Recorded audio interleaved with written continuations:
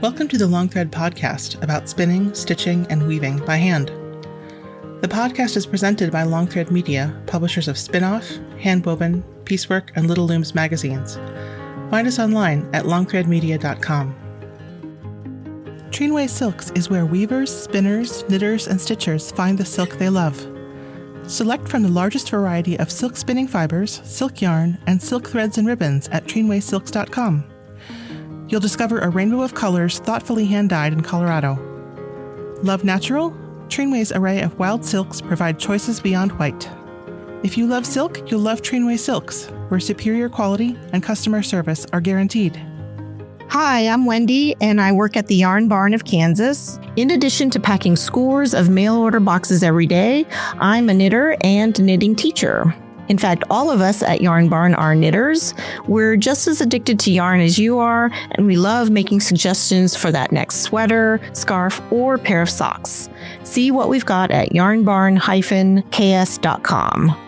I'm your host, Long Thread Media co-founder Ann Merrow. Clara Parkes founded Knitters Review, a website and newsletter that gave knitters information and reviews on yarns and notions. After years of running the site and writing several best-selling books, she got the offer of a lifetime, the chance to buy a bale of wool.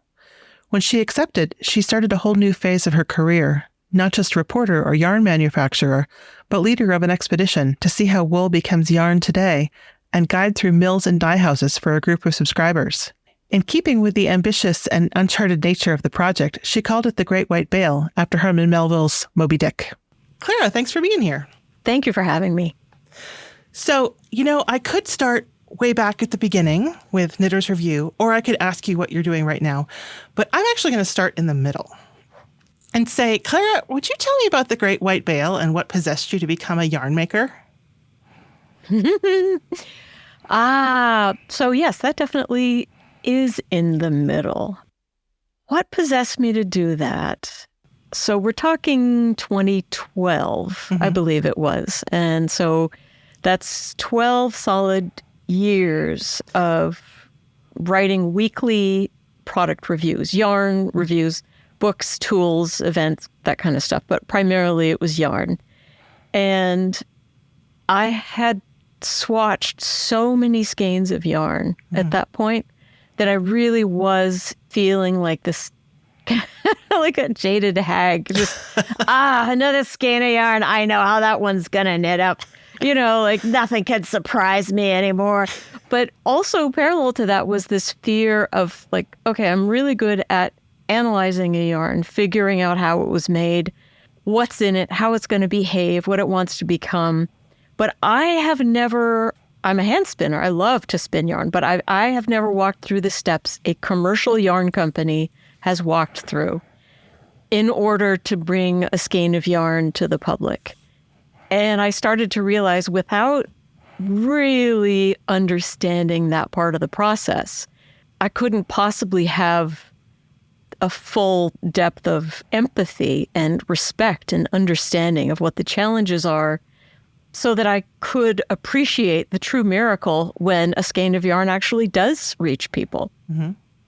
So then you had this feeling that you wanted it to be kind of fresh or discover something new, and then this amazing opportunity kind of presented itself.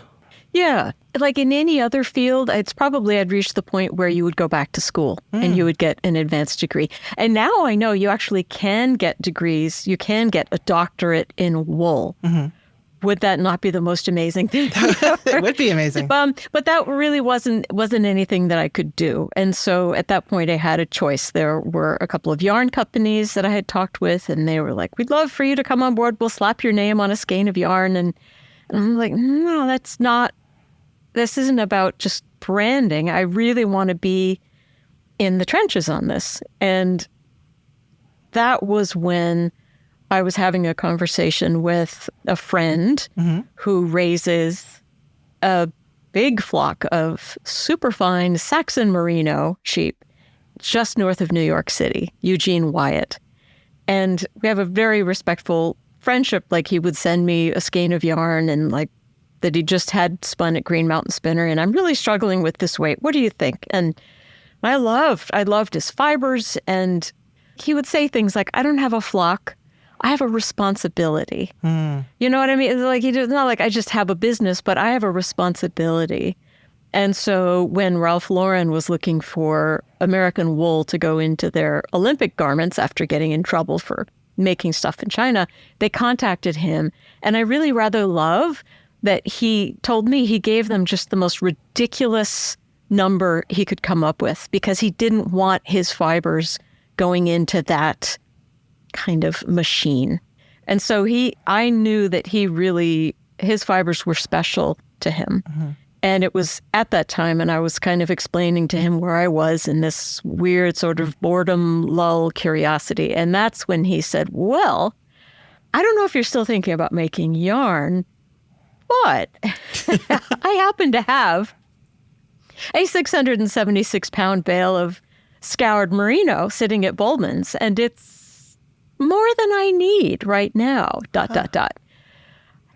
And it came fully formed, this idea of I could use this bale as my Trojan horse to get into these mills that going in as a quote unquote reporter or as a journalist, you don't have the same, not so much as at stake. You don't have the same level of involvement and engagement or relationship with them as if you were a client or a customer. So it took me a couple of months of just not answering his emails and pretending that he hadn't started something in my head that I knew, okay, I'm doomed. This is going to happen.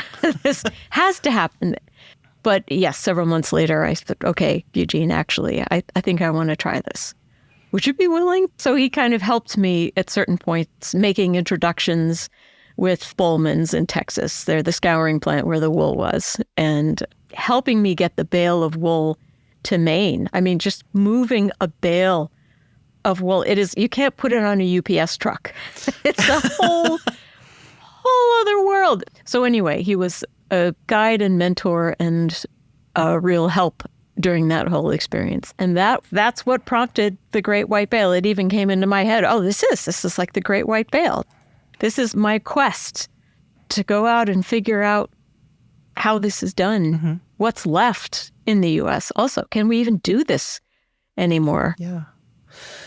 Well, and so that was the side of how you got to kind of own the Great White Bale and what your quest was going to be. But then as a person who got that email saying, here's this project that I'm doing, do you want to come along with me? That's a whole other side of it. And that was a new way for you to have a relationship with your readers and your yarn community. And, what was that like? How did that shift for you the way that you thought about the people who were reading your work? It felt completely natural to me to invite people along because I've always operated outside of the quote unquote establishment, whatever that was. I don't even know if there is one. So it made sense that I would bring people with me on this next adventure. But it was also, I knew I needed a healthy amount of fear and motivation. And it helped that right up front, I stated that I will be brutally honest with you about every step. So I do not promise perfection, but I'm going to be completely open about every step. And so even when I make mistakes, I'm going to be honest with you about it, and we will learn together. And that kind of gave me permission to go in with that mindset versus, hey guys, I've made 3 different batches of yarn. Aren't they amazing? You can buy them here. # link in profile.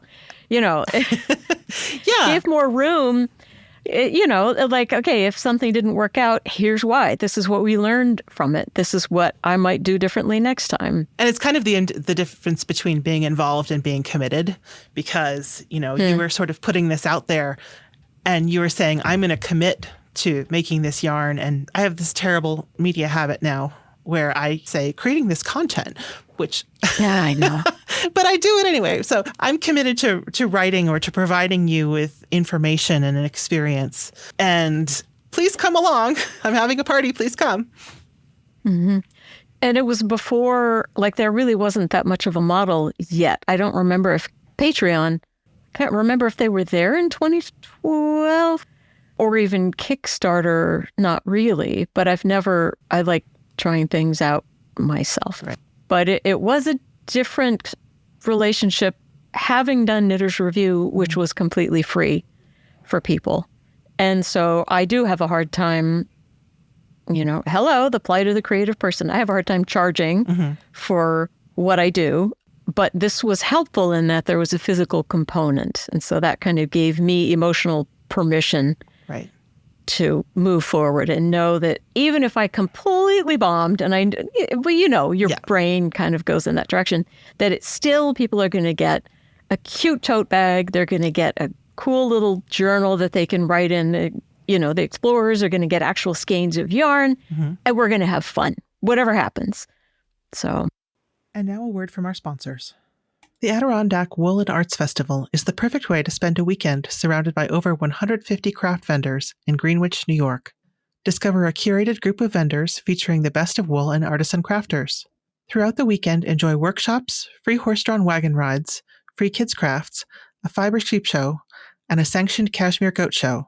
Join us September 20th and 21st, 2025, and every fall. For more information, visit adkwoolandarts.com. That's adkwoolandarts.com. Eucalan is your go-to delicate wash for the fibers you love. Whether you're blocking a shawl, freshening up handspun, or preserving a vintage knit, Eucalan's no-rinse formula with lanolin keeps your work clean, soft, and cared for. Biodegradable, gentle, and available in 5 lovely scents because your craftsmanship deserves the best. Learn more at eucalan.com. And now back to the show. So I actually met Eugene a couple times because he used to sell yarn at the Union Square Farmers Market. And when I was kind of learning to knit, coming up in like New York publishing, and I couldn't afford anything, I would go down and I would occasionally buy yarn. And I think that it was mostly singles. And I didn't really understand. The first time I went into a yarn store, I was shocked and appalled that I was going to need more than one pair of needles, and that I could not just pick out my needles based on how much they cost. So when I was going and buying yarn from Eugene, I didn't really understand anything other than soft, pretty colors. This one's cheaper than that one. And now I look back on it and I think, oh, what a wasted opportunity. If only I had known. But I think that was sort of that discovery era of, I was doing this in 2004, 2005 at the Union Square Farmers Market, just going and seeing his totes of wool. And he would come down and he loved to talk about them. Mm-hmm. Yeah. Oh, yeah. I think that was like half of the love for him, was just standing there watching people interact with the wool from his flock. Yeah. I really think so. And these mills and scouring companies, you kind of got to go in the door as somebody who owned and was processing a bale. How many of the folks that they process yarn for go and ask them questions? Or is it just kind of I'm sending you a bale, send me back some yarn, send me back some test skeins? Because I'm wondering whether you got more of an experience than even the professionals do. I think I still sort of, I could sound very noble and say I went in as a customer and I got the complete experience that only a customer would get. But I mean, I also went in as like, I'm a customer, but I'm creating a one-off. You're never going to do this again. Mm-hmm. And so right there, that's not very appealing to them because they have to do all this work to get everything calibrated to create this product X. And then we're never going to do it again. Mm-hmm. Oh, and by the way, that's all the wool I have. If you mess it up, you've broken my heart. Oh, and by the way, I can't remember how many total, over 1,000 people who will be watching and they will know that you screwed up. And because I'm going to come to the mill and film you screwing up. Yeah. So it took a generous kind of person to open up and be willing for me to step in there. But I think the smaller mills, I think they are open to having people come, their customers come. I found they were just so eager to explain what they were doing to someone who was curious and cared and respected what they were doing. It kind of broke my heart in a beautiful way. Like, wow, these people know so much and they're willing to share. How often do you see that in this world? Yeah. Usually there's so much knowledge hoarding and kind of protectionist, and they were like, absolutely not, totally open. And they wanted to know, what other mills are you going to? Oh, wow. I heard they have an air splicer. Do you want to tell me about that? They were totally it's such a small world that they all know each other more or less. So it was fun. Well, and doing domestic wool production is not all that common anymore. So there's sort of a band of people who are keeping this going, trying to keep it a viable industry all around that, hey, here's somebody who's excited and wants to tell people about it and isn't just telling me, I need you to get your price down by XYZ or I'm going to ship it to fill in the blank foreign country. Well, that's part of it. I think all of these people were still very freshly traumatized from the fallout from NAFTA. Yeah. That was a very common thread, pardon the pun, but just overnight business evaporated for a lot of them. And so they had a healthy dose of skepticism about what could be brought back to this country, but yet they still had that sparkle of hope. So it's a nice combination. So what you learned as part of this process, was that part of what became Vanishing Fleece, which was one of your best-selling books? Yes. Yeah. That was it. And I've kind of felt like I've done what I can.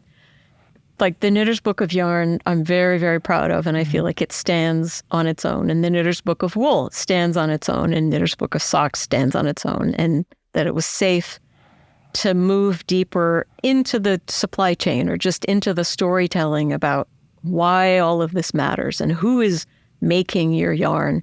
And yeah, a look at who's doing this, why it deserves respect and support around the world, not just in the United States. I mean, that was something I hope was clear to people, that it's called Adventures in American Wool, but it's not intended to be a nativist manifesto about why America's right. But it's kind of the plight of domestic textile manufacturing in wool in countries around the world. When did that come out? 2019.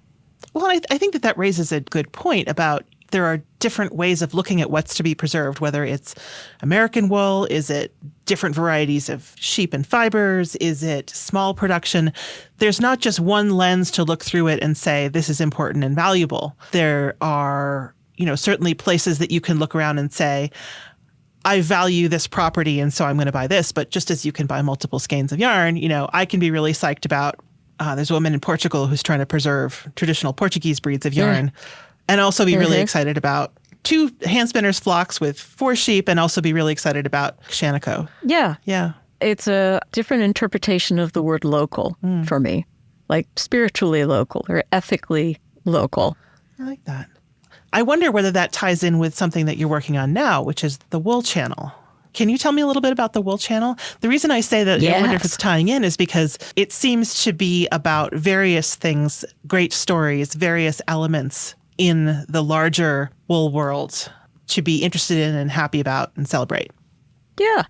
In working on the Great White Bale and then researching and expanding and deepening it for Vanishing Fleece, it became really clear to me that part of what wool needs as a fiber, as a industry, as a farming way of life, of preserving green spaces, all of that, companies are not going to invest in wool for their clothing unless they know there's going to be a market for it.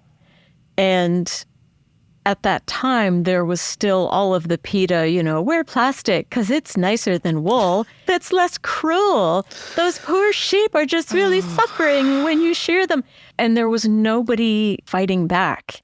And so I thought, all right, I feel good about where the yarn world is now, that there are a lot of really good people had entered the sphere of breed-specific, small batch, really interesting yarns with stories. And that where I could be helpful is kind of shifting further upstream to help build this consumer movement. And also people in the textiles world, weavers and spinners and dyers, they're actually brilliant marketing agents. They're like perfect secret agents out in the world because we have an extraordinary, what I didn't realize until I kind of went deeper into this world, that by virtue of touching these fibers and working with them so intimately, we actually have a very advanced sensitivity to them and understanding about them. And we tend to be surrounded by a lot of people who might not share our passion, right? And so how perfect. We're seeding the world with our knowledge and our passion and our understanding. And so that's kind of where I started the Wool Channel. It was, okay, those of you who've been with me so far, now it's time for us to take one step even further. I'm going to tell you about other really cool stuff that's happening with wool, all the way down to like how they're using keratin in cosmetic products or using wool in composite materials for like canoes or knife blades, or research about wool helping eczema sufferers, like really cool external, or there's a wool car cover. I can't believe. Anyway, and so I call it a platform, a publication, and a community, but there's a free component where every 2 weeks I write something called the Wool Wire.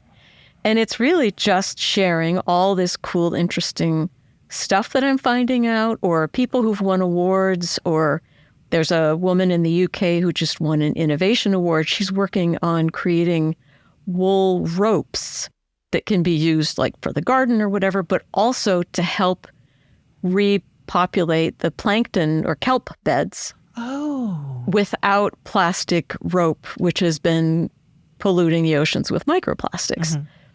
Or there's a guy in Ireland who is now making pillows, which I have, don't even get me started about wool, sleeping in wool. So anyway, I chose a model where it is reader supported so that I could speak absolutely honestly and without any strings about anything.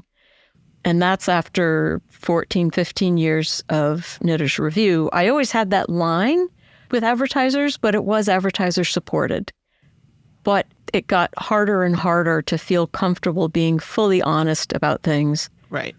And it's also like, you're in this with me. All right, let's do this. So it's reader supported versus advertiser supported. And I've tried a couple of arrangements with companies. And again, I think it needs to stay reader supported because it just gets awkward. Expectations are weird, and I don't like the whole influencer thing. Just kind of makes my skin crawl. I like to be able to say, I love this product because I love this product. And I'm an idiot. I didn't do a business deal with them, so I'm not going to make any money off of my recommendation. I wish, I could, but I just don't want to do that. Yeah. So that's a very long answer to what it is. Yeah, that's what the Wool Channel is. That sort of makes sense with your background in journalism and reporting. And that was what you were doing before you became a wool professional, a yarn professional. Is that right? It is, but I was writing about things I didn't understand. Talk about imposter syndrome. You're talking a French and art history double major, living in the Bay Area, trying to work in publishing. And what was available in publishing in the 90s, it was tech. Well, first it was blurb writing, travel writing for a company that became Travelocity. Okay. And then I moved into DBMS Magazine. I'm sure you've heard of it. Absolutely. Or our sister. Yeah. On my you have coffee a copy table. of it on your bedside table. Yes. What's funny is now when I think about it, like, I actually do understand. We interviewed this company called Walmart, and they were doing this new thing called data warehousing, where they were analyzing sales information at the register. Like, wow. And now it's all so completely common. But yeah, I was doing that. And every time I tried to quit, it was the golden handcuffs. They would, well, what about if we make you an associate editor? What about if we make you a senior associate editor?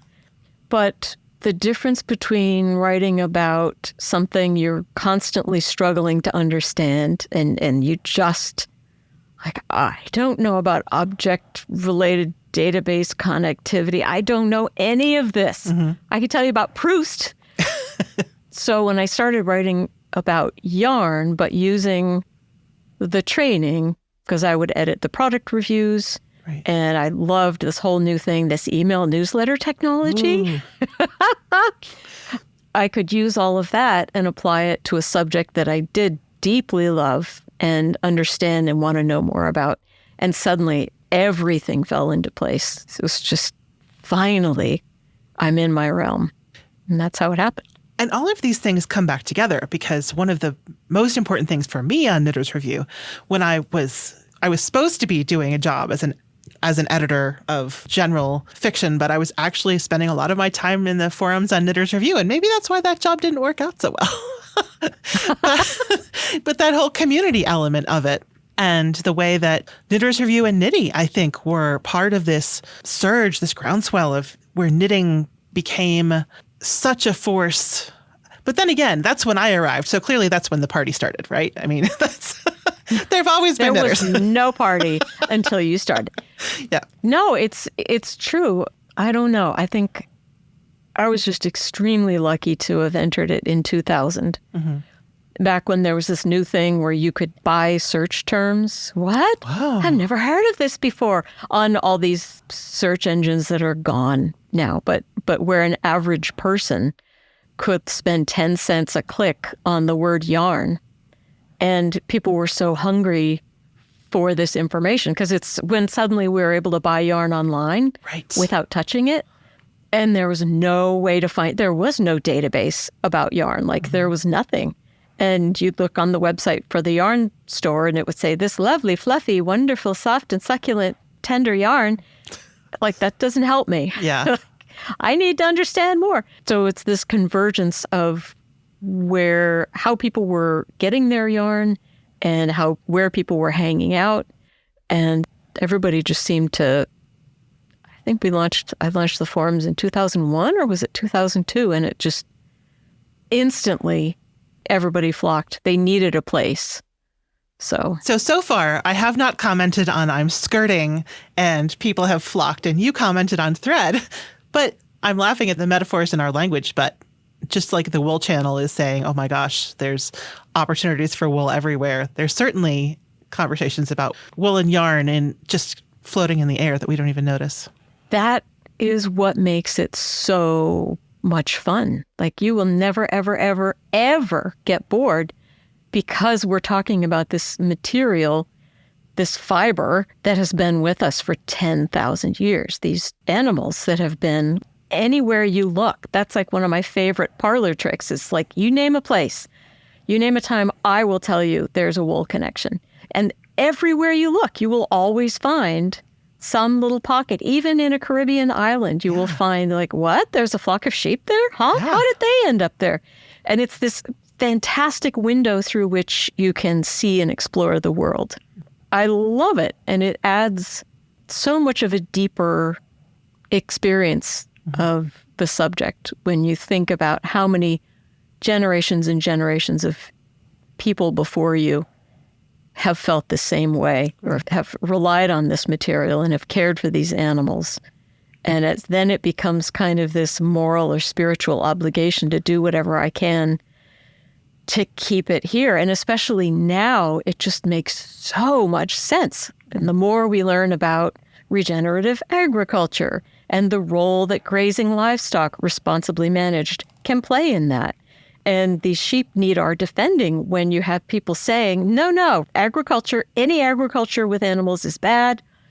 We just need to focus on, using up all of California's water for almond trees so we can have almond milk instead. Yeah. And the sheep can't defend themselves, so it makes more sense now than it ever has before. And I do remember when you were doing yarn reviews for Knitter's Review, being so astonished to learn that there were these small breed-specific yarns. And there's a couple that I can remember that you reviewed, and I was like, wow. So in between all of these reviews that you need to know about this yarn, because when you go to the yarn store, it's one of the 4 yarns that you're almost certain to find, or this yarn seems like a really good idea, but it actually was not such a good idea. But then there would be these little, I think there might have been a review of a Tunis yarn, maybe. Looney Tunis? Yes, Looney Tunis. I still have a skein of that. Yeah, that's... Well, then helping people understand, if you go to a sheep and wool festival it's also, people need to understand there is no one-size-fits-all wool. You're dealing with hundreds and hundreds of distinct breeds. Mm-hmm. And there is a breed for every need. There is. Which rhymes beautifully, but it's also true. So helping people understand, like, this is the context of two-ness. This is how beautiful the sheep is. You know, you want the yarn just because that face. How could you not want wool from a sheep with that face? But to set people's expectations, to understand this skein is not trying to be a supermodel. It exists in a different realm. Judge it within that realm and enjoy it. Just understand, if all you expect is Wonder Bread, then you're going to be shocked when you hold a loaf of rye. Right. And you're not going to understand it, but understand kind of how all the grains work and how they taste and how they combine, then you can appreciate it for what it is. Yeah. And, you know, some days you like a good Wonder Bread for a particular kind of. Total. Yeah. Oh, I love my fluffy Wonder Bread. Or I think like baguettes. Yes. You know what I mean? Mm-hmm. Yeah. With a lot of butter on them. A lot of butter. When you were talking about how fiber lovers are a great marketing engine, I was thinking about an idea that, you know, I had a couple years ago. We've never been able to devote as much time and attention as it deserves, but the name I had for it was The Great Aspinaration. Somebody in the UK mentioned that she had been aspirated, and I just latched onto that. And she didn't go on to become a huge spinner, but I remember reading that post and it stuck with me.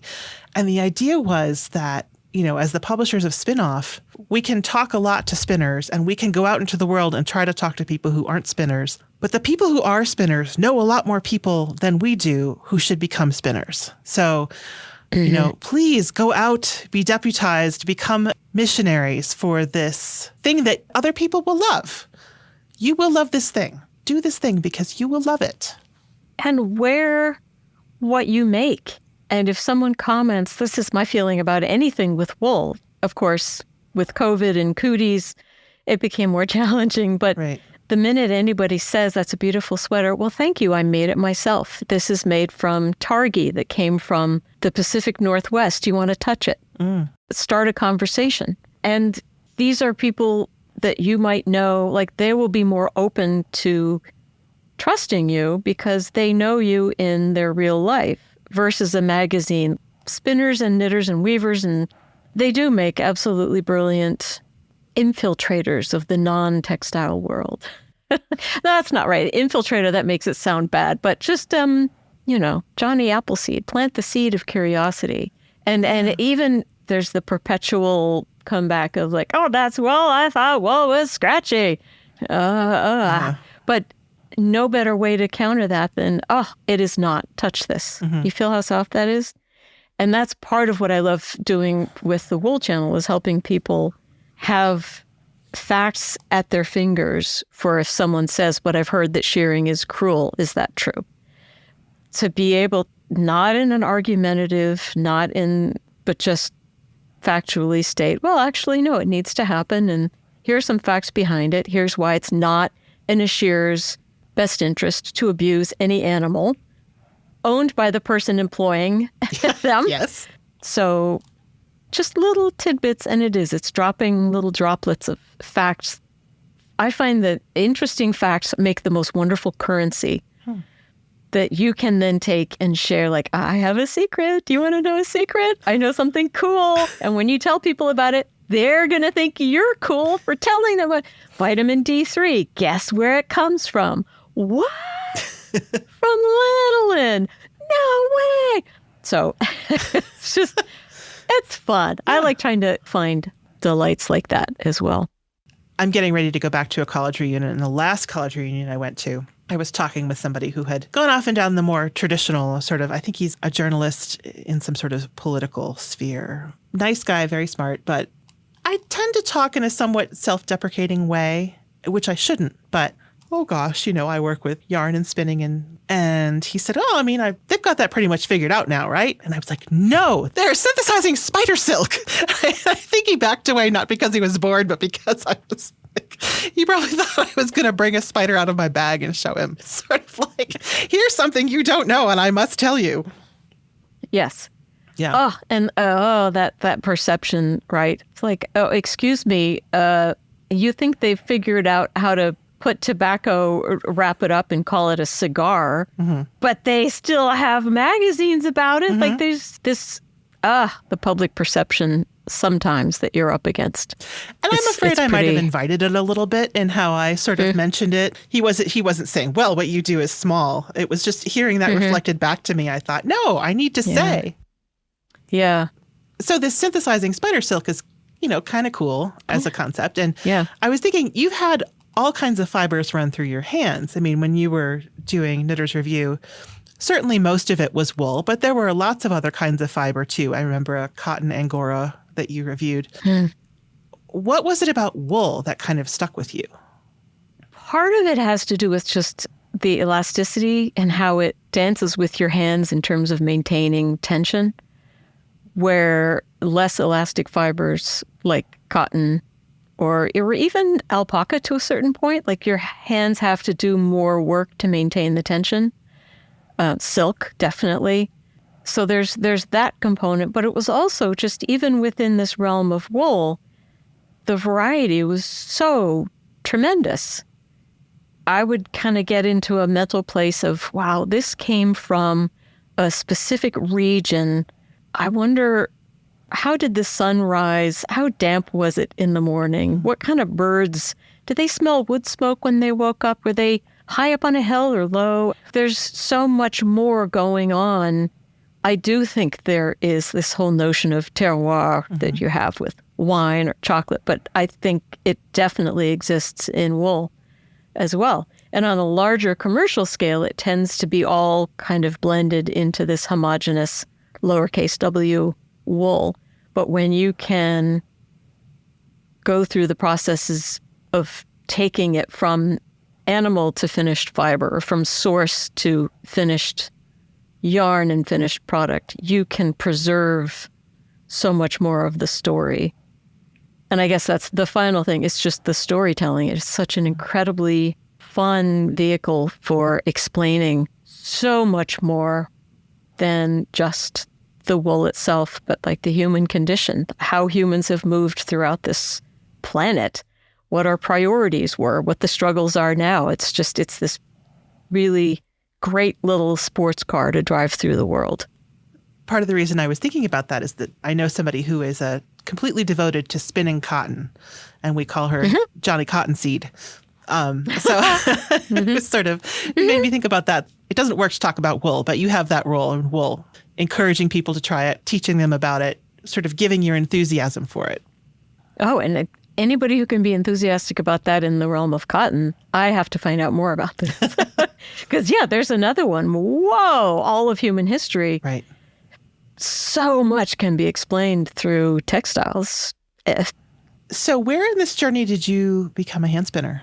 I'm going to say it's pretty early on. Maybe it might have even right about when I started Knitter's Review, 2001. I'm thinking I had already started going to Halcyon Yarn in Bath and walking up and down the aisles and smelling, the spinning oil and the lanolin. Yeah, actually, so I got my first wheel around 2000, around the same time. Yeah. And that was before it became a really much more popular thing to do. I started seeing it more. Once again, I arrived at the party and that's when the party started. But I do think that a lot of, I was one of many people who were learning in the 2005 to 2010 era. No, there was no hand spinning before 2005 when you started. No. So, no, I really think it started to take off when it did, because we were in that weird phase of technology adoption where we were losing handwriting. Expressions of yourself were harder and harder to come by. You now have a font. It's not, there's something that's deeply personal. And also that was a period of time where you could sit now at a computer and just stare at a screen and wiggle your fingers. And at the end of the day, I guess I sort of did something. I sent a bunch of emails and I edited 12,000 words. But there's this kind of soulful yearning that the hands were saying, hey, wait a minute, we're used to expressing more. We need something. And that's, I think so many people turned to knitting or to crochet and to spinning. Absolutely. If you can get that out, And the need has only increased, I think, since then. In some ways, it's an escape, and in other ways, it's a connection. Yes. Being able to take time away from your sort of technical stuff. And we started having connections with people all over the world, but that sort of rootedness, having something real, that woolly smell. Does your house smell like wool, Clara? Probably not. No, I don't think. But I do think there has to be a cellular connection as human beings. There has to be. Whether it's working with wool or with cotton or flax or silk or just, there has to be. So yeah, you're absolutely right. There is this grounding kind of connecting, but it's also therapeutic. It's helping your brain process the complexities of life. It's also a fantastic escape. But as you know, you can only escape so far, and then you drop a stitch, or it breaks and you have to reattach, and like it doesn't let you go too far from what you're doing. Right. I don't know. What is it? Who was it? Einstein who presented the theory of parallel play? I don't know. Just of needing to have a counterbalance. One thing needing a counterbalance that is another. Or I'm thinking of Sherlock Holmes, how he played the violin. Yeah. And I think for a lot of people, working with fibers, letting them run through your fingers, that fills that need really well. That's true. You and I have both done a really good job of turning our, I don't want to say, hobby can be pejorative, but turning our craft into our jobs. And I've been joking lately that next I need to find a job sitting on the couch because I do an awful lot of that lately because everything else turns into work. But I wouldn't do anything else. Yeah. But it is a problem when you turn your passion into your profession. Then I need to, I don't know, take up fly fishing or something completely different. Not fly fishing. I'm making flies, though. Yeah, that maybe. See? And that has wool in it. You can make flies with wool. Yeah. So never mind. I don't think I'd want to do anything else, though. It's not like I'd want to go get a job doing non-yarny thing just so that I could, in the 2 hours every evening and 2 days every weekend, that I could just fit all of my fibery stuff into that little time. And it's pretty good. I'll keep it. Plus, I feel like I've made myself unemployable for anything else at this point. Yes. Or I just don't know if I could do that anymore. Yeah. Yeah. Be beholden to somebody else. I like being beholden to readers because that's a respect relationship. But being beholden to some corporation, that has more complicated layers. Well, or being beholden to an industry that I didn't deeply care about as much. It would be really hard for me to go and work in widgets. You're not going to work for Exxon? No. I definitely don't have any oil employable extraction? skills. I definitely don't have any employable skills for that. So we've talked a lot about how wool is the connecting, I'm going to say thread, but a love for wool is something that's been refined through your work. But I know that it's not the only thing that you do. You do have other interests, and you also have other connections with readers. Early on during the pandemic, I became aware that you were putting out something every day that was just sort of like a gift, a little gem. And I know you as Clara, the wool and yarn person, but this was just the whole world has gone crazy. Have a happy moment. And that's something you're still doing. I am still doing it. Yeah. It was March 2020. And like everybody, everything that I had planned for the year was canceled. Every single thing. And I was slipping like a lot of people. And writing is how I make sense of the world. And I really couldn't do a long form anything. It was just so disturbing.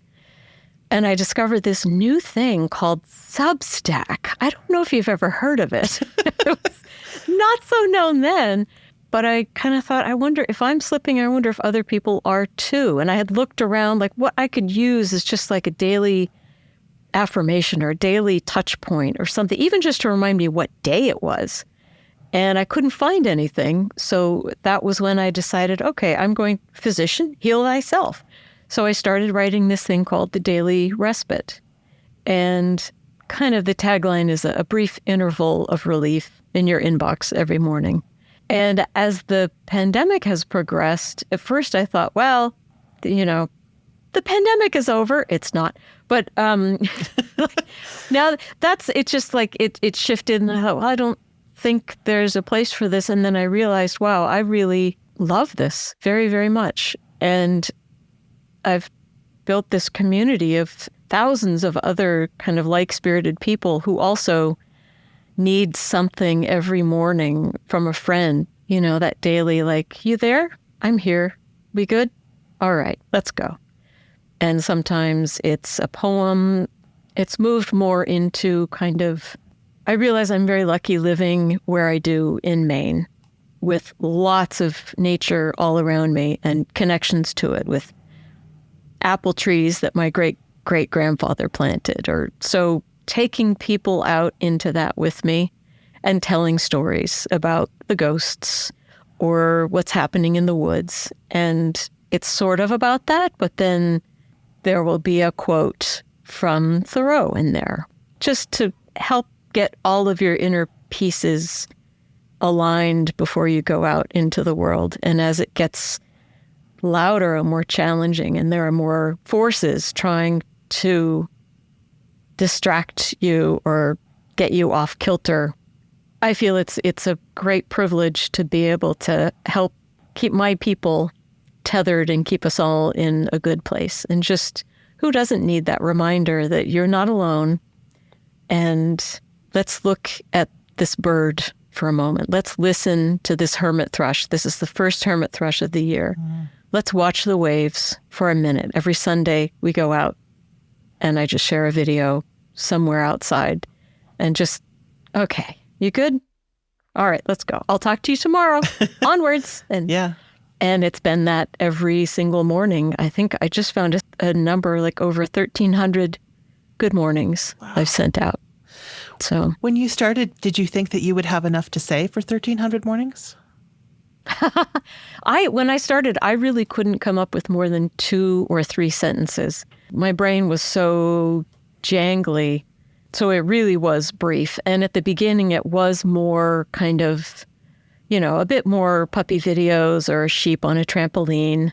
And then as things sort of found their way and we like, okay, I can put my feet on the ground, it felt more natural to step into longer narrative, but never too long. It's a great privilege to be in anybody's inbox every morning. Oh my God. Yeah. So I don't like, hi guys, it's Thursday. Oh, let me tell you about these shoes I bought. Wow. It's never like, no. Yeah. It has to be something that would comfort me if I read it. But no. All I need to do is just look out the window or go for a walk and just, you still the mind or quiet the mind. And you start to notice things. Yeah. So it's helpful for me as well. And then like an interesting little mound of moss. It's like, well, I wonder what little animals could live in there. Like that's their entire world. Well, let's think about how would that work? Do they have lights? Do they go to work? It's just like coming up with strange, fun, magical, hypothetical situations. Or like today, it was the fiddlehead ferns that are just starting to come up in Maine. And they really do look like they're stretching their legs. And they're yawning, but they're still in that listening mode because they have so much to catch up on. They've been asleep all winter. Yeah. And soon enough, they will unfurl and they'll join the chorus. But right now, they're just listening. Yeah. And they are. So I might go down later and tell them some stories. That sounds so wonderful. I don't know of a lot of other fiber world folks who are doing Substacks, but there's 2 others that I know of that are pretty special. Sarah Sweat, who's actually going to be one of our next guests on the Long Thread podcast, has one that she calls the Gusset, which I just love, partly because when she came out with it, I was just figuring out how to put a gusset in the top. And then Kristen Nicholas has been writing about her farm and her various fiber art and all kinds of art pursuits. So there are some pretty cool Substacks out there. Oh, and those 2, they are super cool powerhouses. So Clara, thank you so much for your time. I could literally talk to you about wool and yarn and stories all day long, but I should let you get off to those fiddlehead ferns. So thank you so much. Oh, thank you, Anne. It's been a pleasure. Thanks to our sponsors for supporting the podcast. Thank you for listening to the Long Thread podcast. If you've enjoyed this episode, please rate the show and leave us a comment on Apple Podcasts or your favorite podcast platform. Thanks. Thanks again.